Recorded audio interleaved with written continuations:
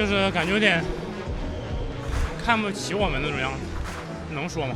Tonight, seeing a 46.4 second 100 freestyle be swum next to me, having written history 2 days ago, today again.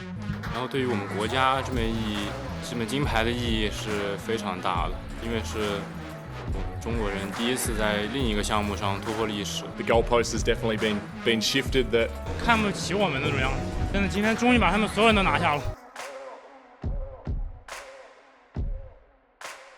Zhanle of China has shocked the world, breaking the world record in the 100-meter freestyle at the Paris Olympics, the first and potentially only world record that we might see at these games. How did he get it done? How did he swim so fast?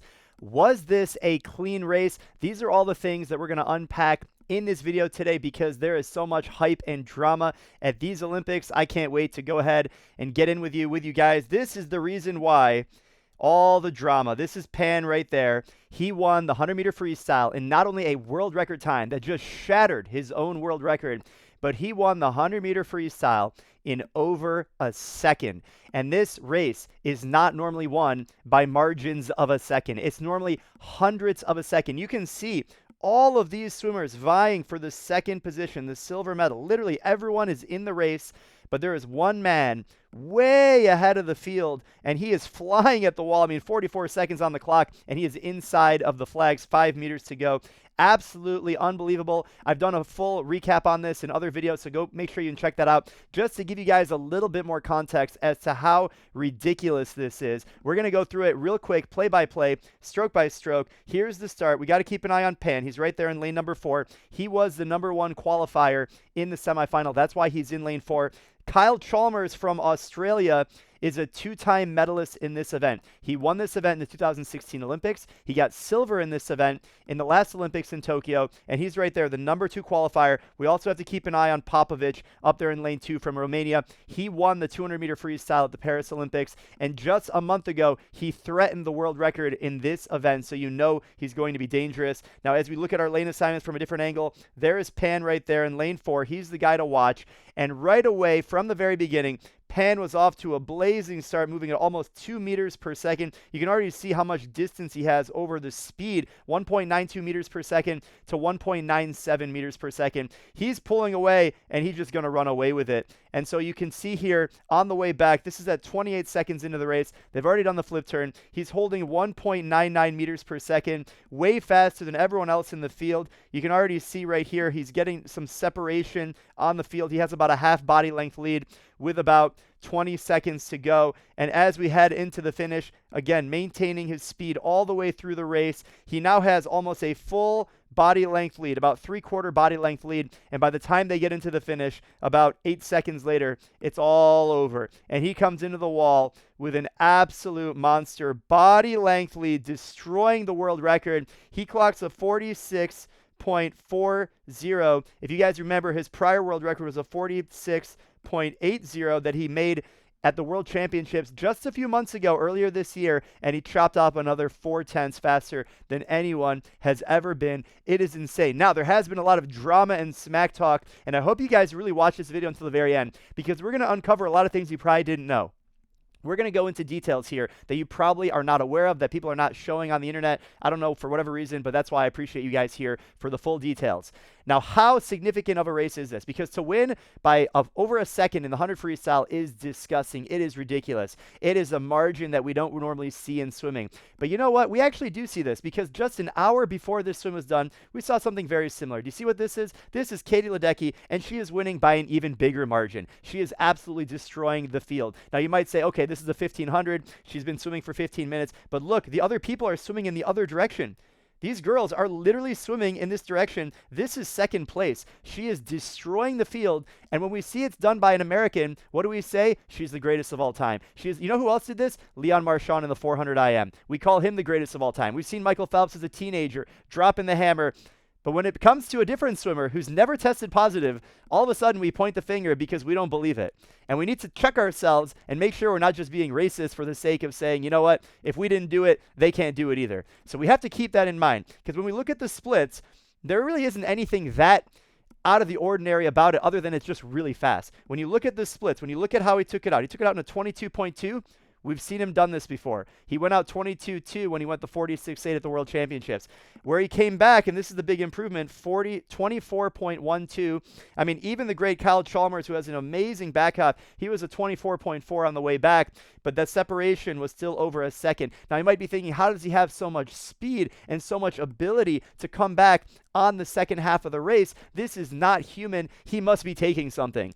Well, you know what? Innocent until proven guilty, so I don't know why you guys are calling drama. The guy has an aerobic foundation. For crying out loud, he swam the 1500 growing up as an age grouper. He's only 19 years old. The sky is the limit for him, for Popovich. These guys have so much more to go. Are they going to go 45 seconds? I don't know, probably not, but we definitely can see more 46s in their future, and you can see the excitement. He's pumped up. The dude is only 19 years old, but people are quick to smack talk, and here's an example of the smack talk that you see right there. And because of the comments that have been made about this swim, slamming him because they are accusing him of taking performance-enhancing drugs when the man has never tested positive and he's being drug tested all the time. Are you telling me he was taking drugs when he was 12, 13, 14, 15 years old? Of course, it's a possibility. But again, that's never been proven. So why are you saying that? So we got to make sure we are respectful of athletes regardless of where they are. And I hope you guys show some respect in the comments, because that's where I want this discussion to really engage. Make sure you share this video. And let's go ahead and break it down one layer deeper for you guys, because there is a lot more to this story that we need to uncover. So I'm going to go ahead and pull off my iPad, and we're going to pull up some results that you guys probably don't know about Pan. This is his bio. You can go on Wikipedia. You can look this up. He's only 19 years old. And if you look at his records down here at the bottom, look at the accolades that he has. This is the most recent. This is from the Paris Olympics that we just saw. Look at his World Championship hardware. That's where he went 46.8. He didn't come out of nowhere.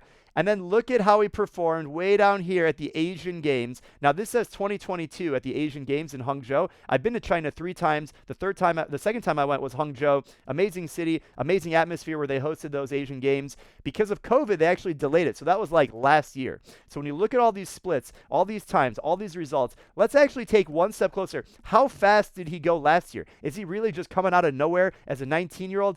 No, the kid was really fast as a teenager, even before that. And the truth is in the numbers. Let's go ahead and pull some up. This is the 400 freestyle final. The guy went a 3:48 last year. So imagine if he swam this again, he'd probably be contending for a podium position if he swam the 400 free at these Olympics in Paris. Let's take a look at how he did in the 200 freestyle. He went a 1:45.2. Again, he was definitely a medal contender. He missed out on making it on the podium in the 200 free in an individual race. Obviously, we can tell he was focusing on the 100 freestyle instead.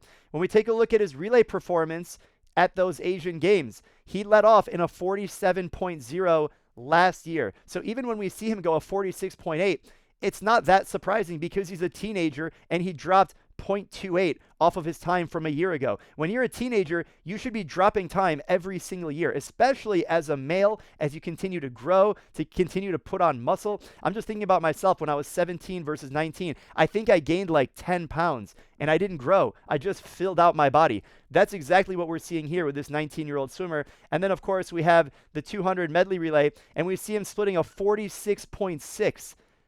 Let me repeat that. The guy went 46.6. He's 18 years old.